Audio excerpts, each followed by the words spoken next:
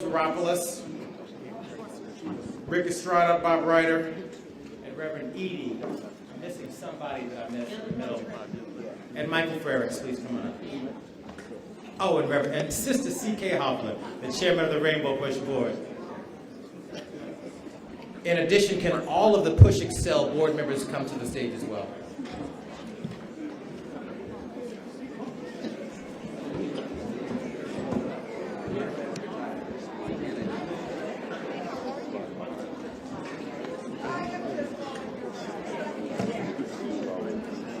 Who from the RISE team is here?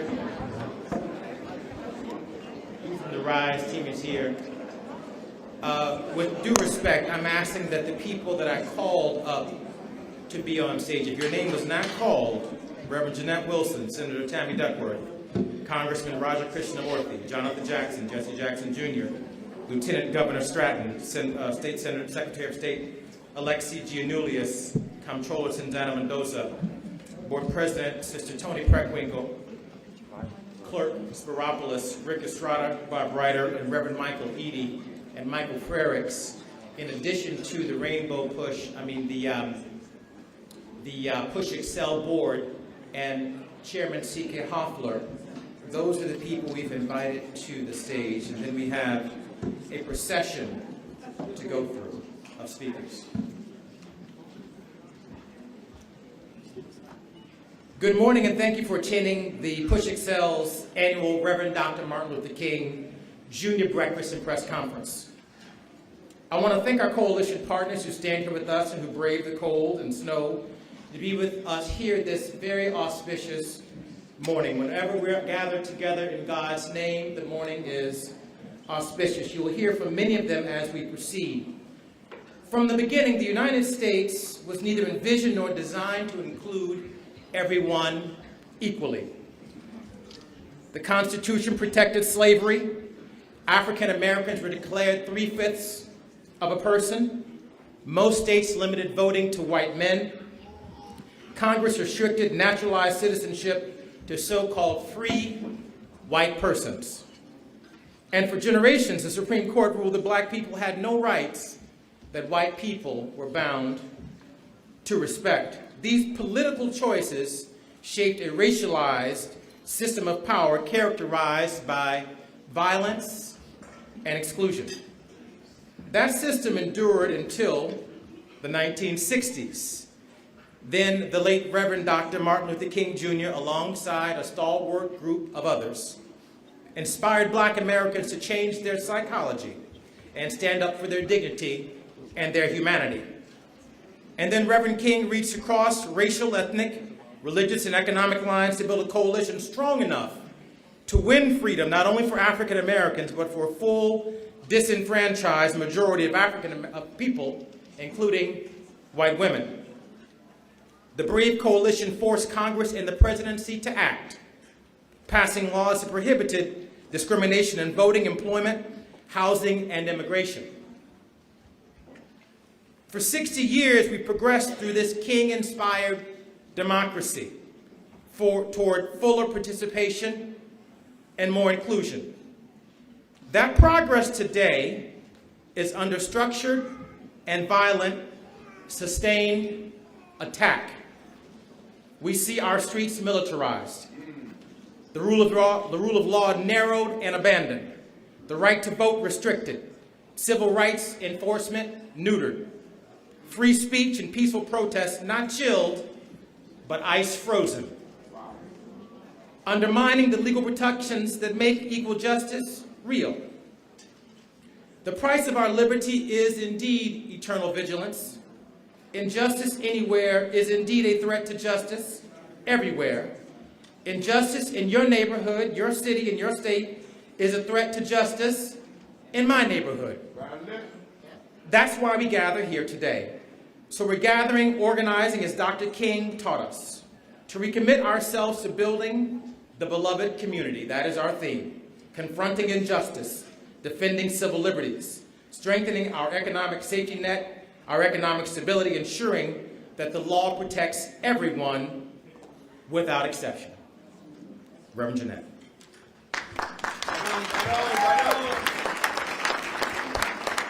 I am Jeanette Wilson, the National Executive Director of Push for Excellence. We stand here today with the Push Excel Board Chair, Joyce Tucker, our Board President, Dr. Julianne Malveaux, our other board member, Donna Leake, and so many others, educators that are in this audience today. But as I look around the stage, you see elected officials, because we must reshape public policies that negatively impact our students. You see business persons, because they must open up opportunities for our young people, not only to get a scholarship, but to get an internship and a job upon graduation. You see together, all of us, this coalition of leaders, stand here today pledging themselves to make sure that every child has access to a high-quality public education. And when we look at the disparities that we now face, we fought for access to the ability for every child to go to whatever school that they could matriculate in because they had the grades, they had the scholarship. And now we're seeing a rollback of those gains. We see children today that are homeless, that are starving, that are food insecure. And we must fight to make sure that every child has a decent place to stay. Because if a child is hungry, if a child is homeless, they cannot focus, they cannot study. That is why when we look at state senators and U.S. senators and U.S. congresspeople, we're challenging them to join with us as we fight to preserve every child. And I want each of you who are watching and listening to us to know that we're starting the year focused on the children. If you don't think about the children, we have no present and we have no future. Finally, as we prepare to shift to U.S. Senator Tammy Duckworth, we expect every child to learn. We expect every teacher to teach higher than the students start and have high expectations. Reverend Jackson has often said to us, we must make sure that children attend schools with the right atmosphere for learning, and that students attend school with the right attitude, and teachers expect them to learn. And educators must make sure that they have all of the utensils and things they need to learn. And then at Push Excel, we're making sure that we provide extra after-school Saturday programming and oratory, and making sure that our students can, and you will hear some of them singing today from the Leo High School Choir. You will see students who have excelled in scholarship at Spelman, an HBCU, studying AI. You will hear from what we can produce if we all invest together. Thank you so very much. Thank you.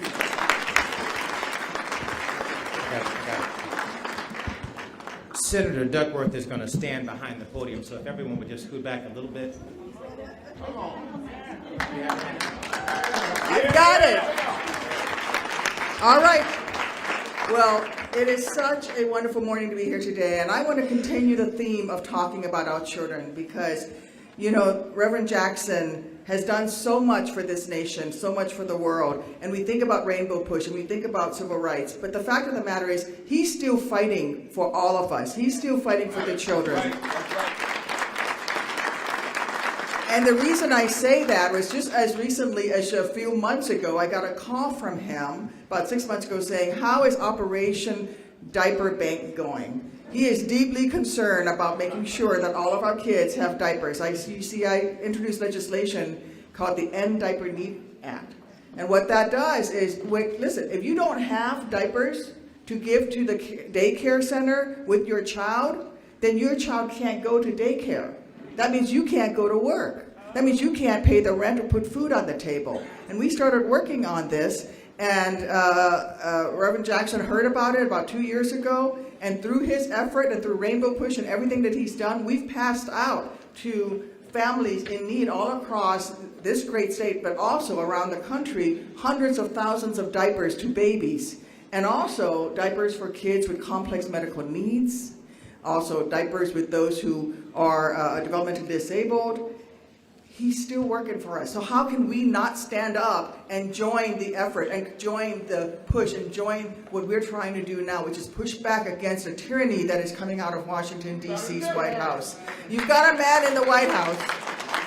You've got a man in the White House today who thinks that it's okay to take SNAP benefits from hungry kids so he can build his Marie Antoinette ballroom. What a shame. What a shame. It is a shame. It is a stain on this country. And so we're going to fight back. We in your federal delegation will fight back as hard as we can to make sure that we hold them accountable. The latest thing I'm doing, you know what they did? They took money that we had set aside to get rid of lead on our drinking water supply, and they put it to use funding ICE, to give ICE $50,000, $100,000 signing bonuses for these guys to go out there and brutalize Americans on the streets of our city. We're going to take that money back and put it where it belongs, to make water safe for our babies.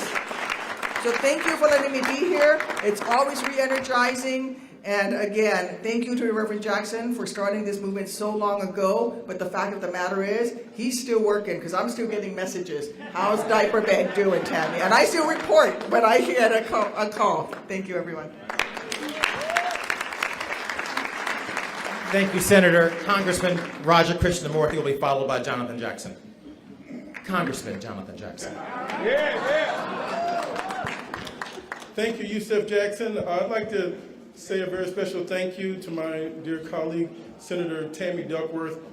We were number 1 and 2 together in asking for Mr. Pete Hegseth, the Secretary of Defense, to resign. He should have been gone. Keep up the great work. Thank you for your work and your leadership on the lead service lines. Illinois' 1st Congressional District has one of the highest concentration of lead service lines in the entire nation. There is no safe amount of lead that you should be consuming, and Mr. Trump has stripped that from there. Reverend Martin Luther King in 1966 authored a book published in 1967 asking chaos or community. Where do we go from here? That question was very prophetic then and has yet to be answered today. We choose community, a beloved community where he is inciting the Insurrection Act. He wants to try to derail future elections. Ladies and gentlemen, the warning signs are clear. The storm clouds are gathering. We have to get out and resist at all levels. Our path forward is through voter registration, continued resistance. Just this past Friday, Thursday night, I was in Minneapolis, Minnesota, for a field hearing regarding Ms. Renee Good. We have to stand up. Ms. Renee Good should be alive today. There was no good reason for the Immigration, Customs, and Enforcement Agency to confront an American citizen. Her last words were, "I'm not mad at you." And that officer's last words in expletive and called her a female dog. He has now weaponized the ICE agency, the 10th largest military force in the world, and he's put it on American streets. This president has also put the military in South Shore, kicking in doors. He is terrorizing American neighborhoods. So this is why we're here, because it was more than a dream. It was King's work. I ask you now, not simply to come for a day of service, but to live like Reverend Martin Luther King, live like my father, Reverend Jesse Jackson. Rededicate your life to service. Not a day, but a life. Reverend Martin Luther King cared not only about personal salvation, but social salvation. Thank you.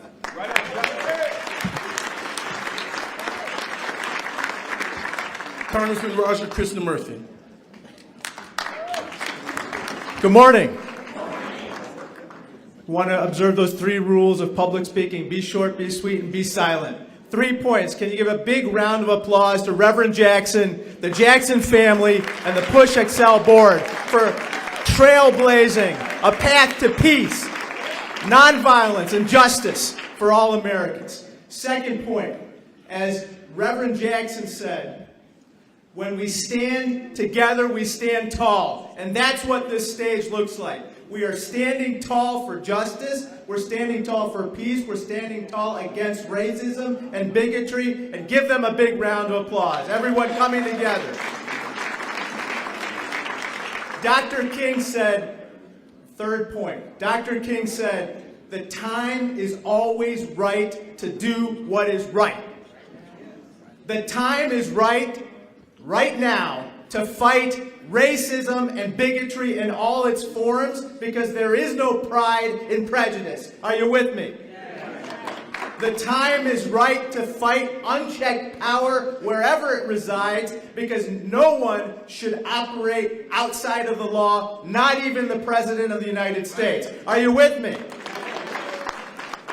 The time is right to fight poverty, because everyone deserves an opportunity to experience the American dream, regardless of where they live, regardless of the color of their skin, regardless of how they pray or whom they love or the number of letters in their name. There are 29 in mine. Everyone deserves a shot at the American dream. Are you with me? Yes. Thank you so much. I close with my favorite saying. Yesterday is history, tomorrow is a mystery, but today is a gift. That's why we call it the present. I am honored and blessed to be part of this incredible celebration of Reverend Jackson, Rainbow Push, and MLK. Thank you so much. God bless. Secretary of State Alexei Giannoulis.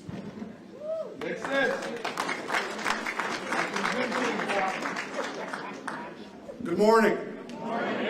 Let's begin by giving praise and honor to God. On this special day, I want to thank Reverend Wilson, Yusef Jackson, everyone at Rainbow Push for putting today together once again.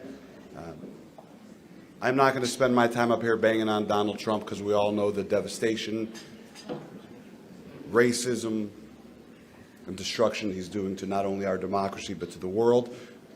Today I want to talk about service. And our opportunity here this morning, as Congressman Jackson said, to recommit ourselves to service not just today, but every day. One of my favorite Martin Luther King Jr. quotes, which is on my desk at my office, and I tell my daughters almost every day, everyone can be great because anyone can serve. So let's remember that. Let's serve. Let's recommit ourselves to public service. There are a lot of elected officials out here, but there are a lot of community organizers, civic leaders out there. Let's recommit ourselves to service. Thank you to Rainbow Push for allowing me to be here today. I'm blessed and honored to call you guys my friends. Thank you so much. Thank you, Alexei. I want to take a point of privilege here. I will just say that I serve here at the behest of Reverend Jesse L. Jackson, Sr. And he asked me to assume this role today. When I saw him this morning and I asked him if he could make it, my mother said, "Yusef, he's not leaving the house today." And he said, "Dad," he said, "Jackie, I think I can make it." And she said, "You're not leaving the house today." And so he asked me to come and make sure that I gave a warm welcome on his behalf. And this is my first time doing this. I tell you, I had an emotional moment. I never thought I'd be here doing this without him around, to be here in person. And I say all that to say I forgot to call our Lieutenant Governor, Juliana Stratton, in the right order. And I ask that you beg my apology, please, for that. So I'd like to call our Lieutenant Governor, Juliana Stratton.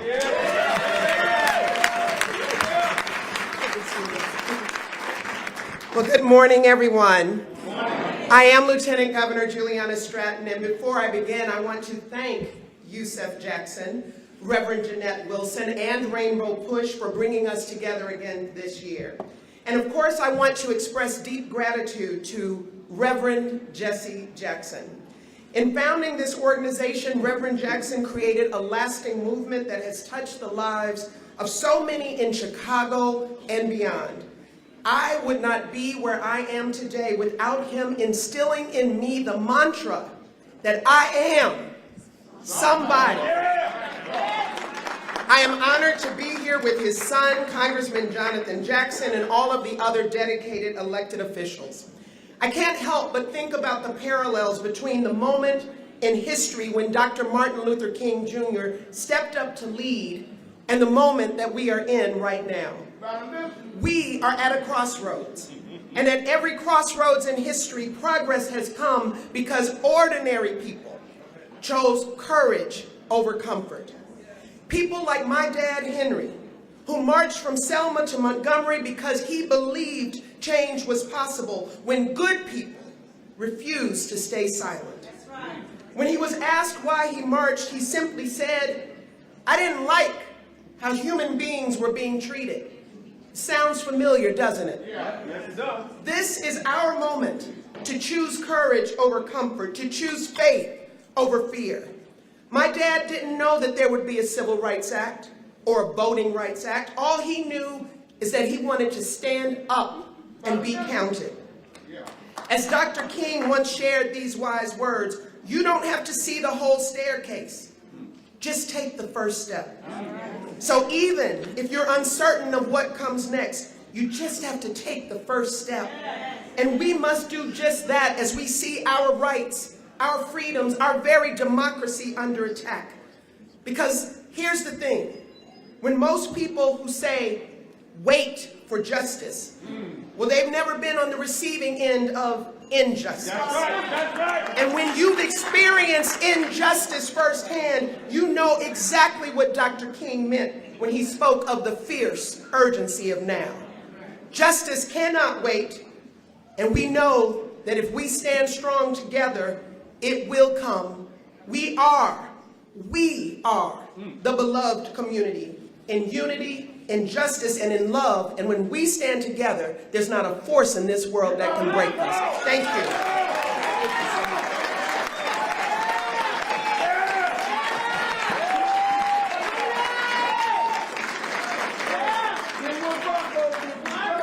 Treasurer Michael Frericks. Good morning, everybody. Good morning. We are gathered here today to celebrate Dr. Martin Luther King, but we are gathered here today because Dr. King chose Reverend Jesse Jackson to be a mentee. He chose to be his mentor, and Operation Push has grown out of that. Now, that was more than half a century ago. And some people may wonder, well, why does Push still need to exist? Have we not solved all the problems? No. The answer, we have not. As a matter of fact, some seem to be growing. And it's really troubling to say, what can I do? How can I change this? And if you ask, what would Dr. King do? It's pretty easy. We talk about Dr. King, but his titles were Reverend Dr. Martin Luther King. Come on. You don't have to look very far to find out. He would ask, what would Jesus do? What did Jesus teach? And what he taught us was to love our neighbor as we would ourselves, to love our enemies, and to look after the least among us. And that's what I try and do in the Treasurer's Office. It's why we set up First Steps, giving every kid born in this state $50 into a college savings account to put them on a better path. That's why we set up a retirement security program to make sure that people, the elderly, can have a retirement with dignity and can enjoy their golden years. And why we fight with large companies that are holding on to money that doesn't belong to them to get back into people's hands because poor people can't afford their own lawyers. They don't have the time to do this. We fight on their behalf. And it's why when diversity, equity, and inclusion are under attack from this administration, we continue to operate on that under those principles with our investments. And so if you are someone who is feeling frustrated by what is going on today, you can ask what Dr. King would do. You can ask what Jesus would do, and you all know the answer. It is to step up for the least among us. That's what Operation Rainbow Push does, and if we all commit to that principle, we will have a brighter day. Thank you very much. State of Illinois Controller Susanna Mendoza will speak first, followed by Board President Tony Preckwinkle.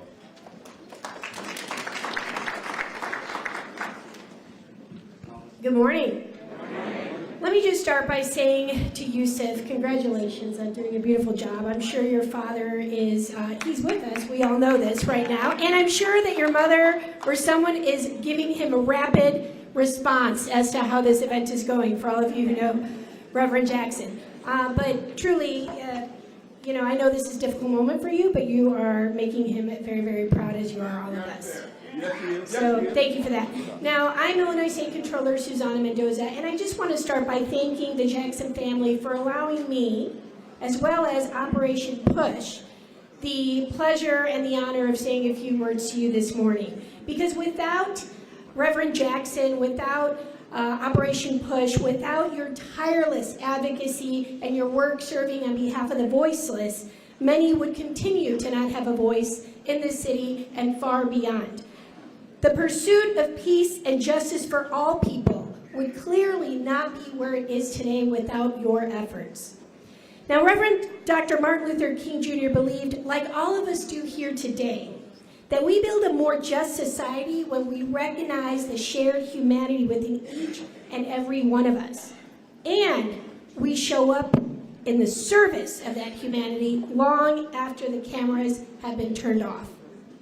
Now, in his speech, The Other America, calling for action on race, poverty, and economic justice, Reverend Dr. King spoke of living in Chicago and being surprised to see that those who jumped at the opportunity to march with him in Selma and Birmingham were not the same people willing to go all the way in pursuit of genuine equality right here in the city of Big Shoulders. Now, Reverend Dr. King knew that even then, that a politics that only shows up in the streets but not in the State House couldn't deliver on the promise of racial equality. That a politics that speaks on a lack of resources in other communities but fails to ensure access in our own cities, our own townships, will never eliminate poverty.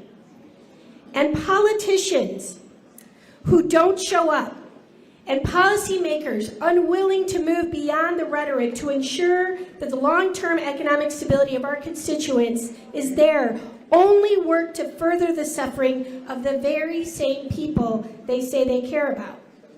Now, on this Martin Luther King Day, let's remember that in order for the dream that he spoke of to be actionable, we must act. Not in the best interest of ourselves, but in the interest of the beloved communities we've been entrusted to serve. Thank you.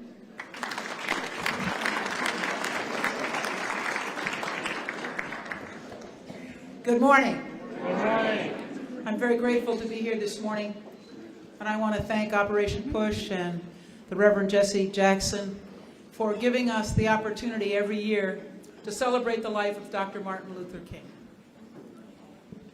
You know, we've heard a lot about his quotes, his prophetic vision, his courage. My favorite quote from Dr. King is, "The arc of the moral universe is long, but it bends toward justice." The arc of the moral universe is long, but it bends toward justice. And I think what's important for each of us to remember is it doesn't bend of its own volition. It doesn't bend of its own volition.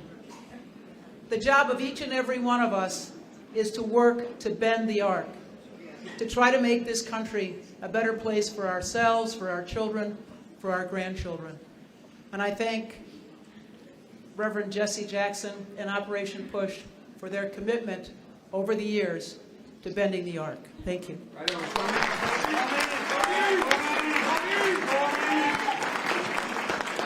The Speaker of the House, Emmanuel Chris Welch, will speak, followed by Clerk Mariana Spiropoulos.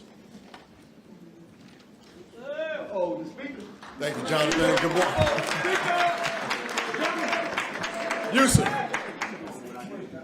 Just in my ear. Sorry about that. Jonathan, stay out my ear.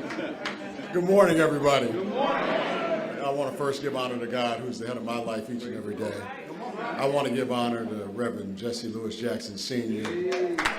and his wife, Ms. Jacqueline Jackson, and to all of you. And let me just be brief here this morning. I got to tell you, we've heard what would Martin Luther King do? What would Jesus do? Honestly, I believe the question today is, what would you all do? You know, today is a day of service, but at the end of the day, we can't just serve today. We have to serve tomorrow, next month, all year, next year, because, ladies and gentlemen, democracy is fragile. And if you're not paying attention, our democracy is in trouble. There are some who are trying to destroy it as we speak. But we are only going to save our democracy if we all are serving our beloved community. And so each and every one of us have a responsibility. Dr. King, Reverend Jackson, they would want us getting out there and getting people to vote. As we prepare to go back to Springfield tomorrow, the Illinois House is going to be convening. I am dedicating, saying to you here today, we are going to get the Reverend Jesse Jackson voting rights bill passed in the Illinois House. We need people to vote. If we're going to save our democracy, we need people to vote. But we need people to get out there and work. You all know my motto is winners do the work. Let me hear you say it, winners do the work. We have work to do, people, and we have to save our democracy.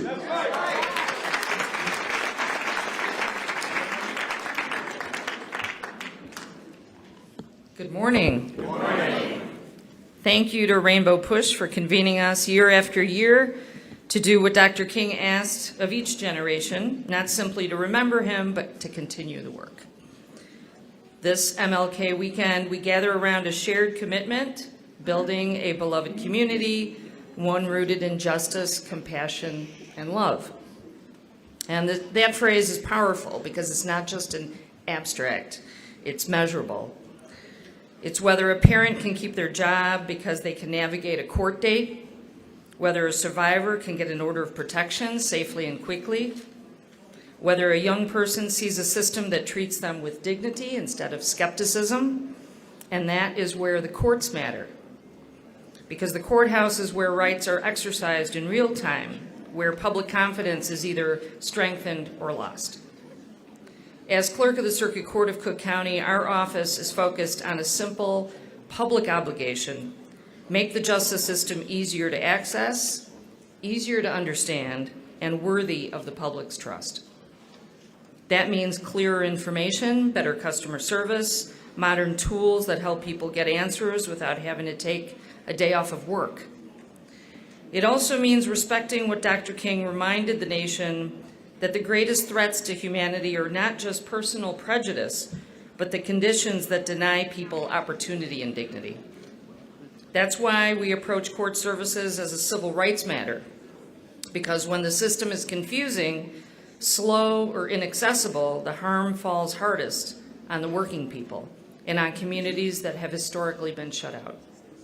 So today, in the spirit of Rainbow Push's mission to level the economic and educational playing fields and promote peace and justice, we recommit to doing our part.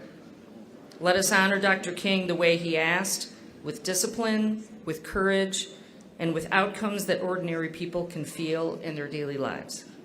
Thank you all, and thank you to Rainbow Push and the Jackson family for bringing us together to keep this work moving forward. Thank you. Mr. Rick Estrada will be followed by Bob Ryder. Couldn't find you. I'm right here. Buenos dias, everyone. Thank you so much. 26 years ago, on Martin Luther King's birthday, my good friend Jose Jaime Esparza died tragically in a fire trying to save his father, and neither one of them made it out. The reason I tell you this story is because he was the biggest Martin Luther King fan that I knew. So we were 25 years old or so. We were traveling to a conference in Denver, Colorado, and he would be playing his speeches, Dr. King's speeches, over and over and over. And there was a point where we were like, come on, man, you got something else? You got some music? You got anything else that we could talk about? But let me tell you the one that was his favorite. And then basically, it is from the April 1964 letter from Birmingham jail. If you remember that, he had a lot of time to write that letter because he was there for an awful lot of time. I recently reread it, and I hope that you read that letter every year before this breakfast. And basically, it was a letter to his colleagues, to the members of clergy, who were criticizing Dr. King at the time for taking actions on behalf of human rights, on behalf of civil rights, on behalf of people. And he was getting a lot of criticism. And so the quote that I want to talk about here today is, when he says, and one that you'll probably hear at least 3 more times today, "Moreover, I am cognizant of the interrelatedness of all communities and states.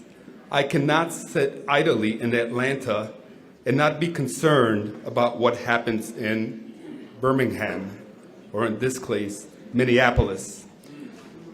Injustice anywhere is a threat to justice everywhere. We are caught in an inescapable network of mutuality tied in a single garment of destiny. Whatever affects one directly affects us all indirectly." And here's the part. "Never again can we afford to live with the narrow provincial outside agitator idea. Anyone who lives inside the United States can never be considered an outsider anywhere within its bounds." So in the beloved community, what we need is more Jackson families. We need more families like the Esparsas, families that remember that ora et labora means faith at work, prayer in action. Thank you very much for inviting me here today, everyone.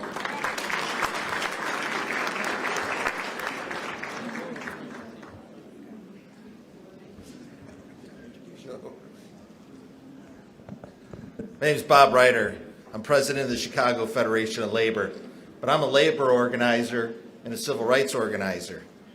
And I stand here because of people like A. Philip Randolph, Reverend King, Walter Reuther.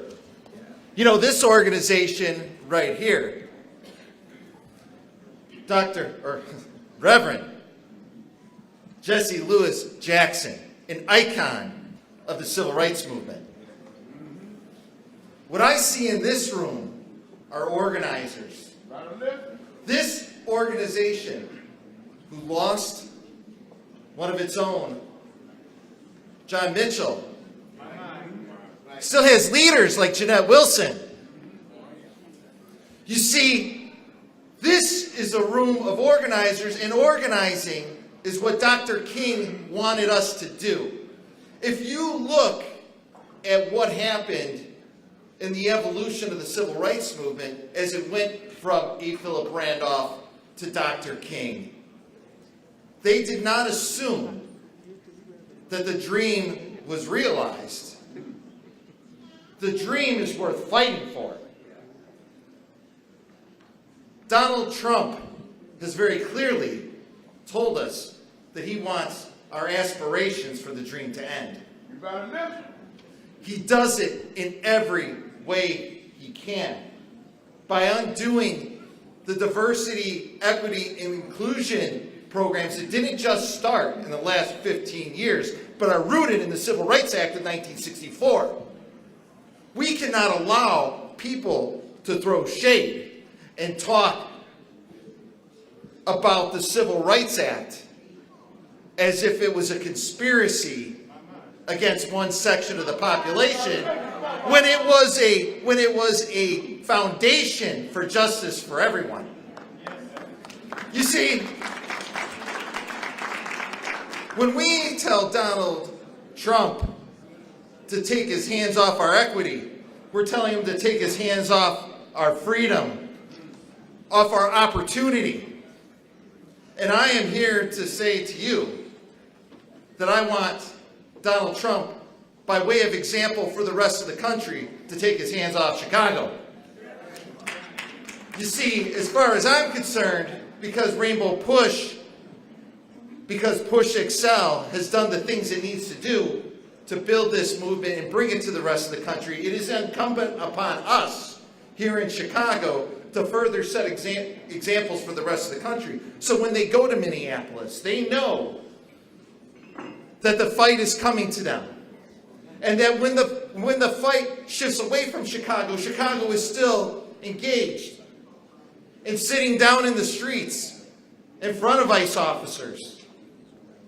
That Chicago is willing to go to North Carolina to say, take your hands off our brothers and sisters, whether they're Somalians, Venezuelans, whether it's going to end the programs that bring justice to our community, hands off. That's what we need to fight for. Are you in this fight with me? I thought this was a room of organizers. Are you in this fight? I'm going to say hands off. I want you to say Chicago, hands off. Hands off. Hands off. Thank you. City Treasurer Melissa Conyers Irvin. Good morning. As one of 3 citywide elected officials, Melissa Conyers Irvin, I am humbled yet proud to be here right now to represent our city of Chicago. Certainly to our former mayor, Lori Lightford, so good to see you on this morning.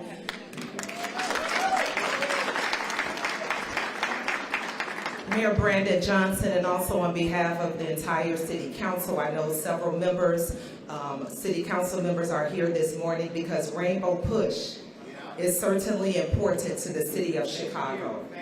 And as I think about my role as City Treasurer, I want to make a statement really quickly about the collective wealth of the Black community.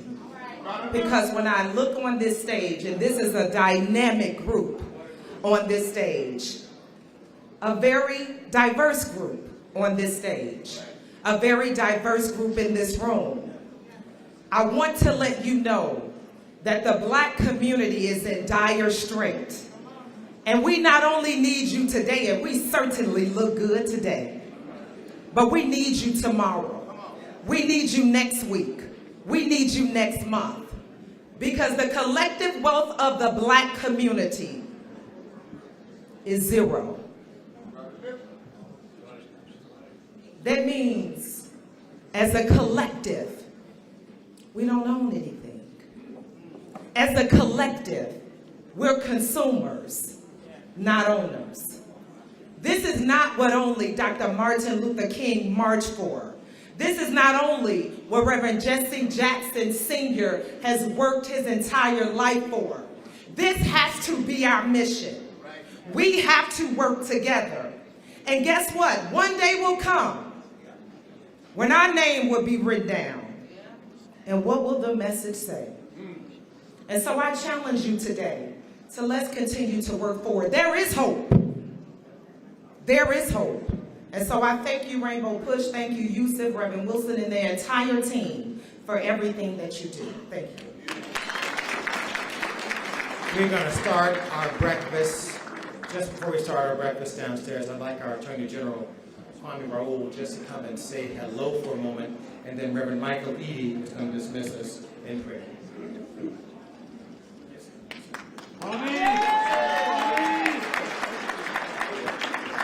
Thank you, Yusuf, and I got the message.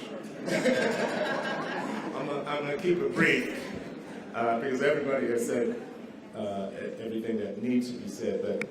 But there's great people on this stage. There's great people in this room. I was told this is a VIP room, but I think the VIP room is a bigger room outside because everybody's a very important person because, as Dr. King said, everybody can be great because everybody can serve. And so I stand here on the eve of a full year of this Trump administration, having filed 51 lawsuits.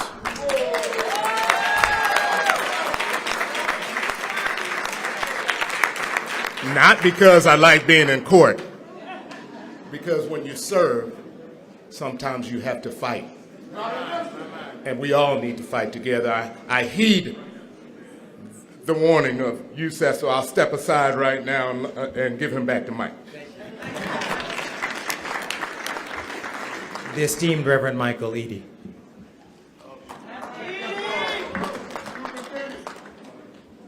Let us pray. Father, we hear the voice of Dr. Martin Luther King.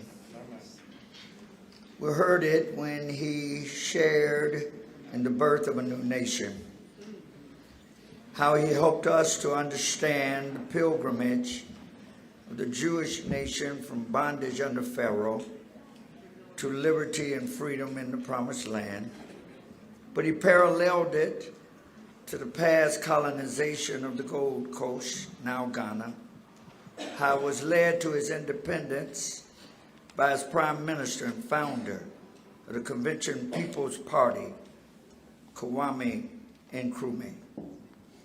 Father, he highlighted to us the ills of slavery, domination, and exploitation. And to remove a man's freedom was a most severe and demoralizing lived experience that no man can adjust to or accept. He said to us, Father, that freedom is never given without resistance, and that it can only come through persistent revolt, persistent agitation, and a persistent rising up against a system of evil through nonviolent, positive action. Father, our aim, help us, that we must defeat evil, but we must learn to live with all men, not as enemies. Remind us, God, that we must address the evils. We must prepare for the battles, because tension accompanies the pursuit of freedom, equality, and parity. Father, in these uncertain times, churches and our broader society must make a sincere commitment to engage in acts of compassion, justice, and means of living out our faith, loving our neighbors, our churches, our groups, our organizations. That vision of the beloved community, for us to make a sincere commitment to community building and social action. Martin Luther King's message, Lord, in that birth of a new nation was emotionally stirring, outlining that the soul of every man cries out for freedom and justice. And if there ever is a time that that voice and message is to be magnified and lived out, it is now. Amen and amen again. Thank you so much for this mighty, mighty assemblage. Thank you for the faith and trust you have in the Rainbow Push Coalition, Push Excel. Thank you so much. You're all welcome to come and join us any Saturday morning at 930 East 50th Street. Let's go down to the breakfast and get started. Thank you so much.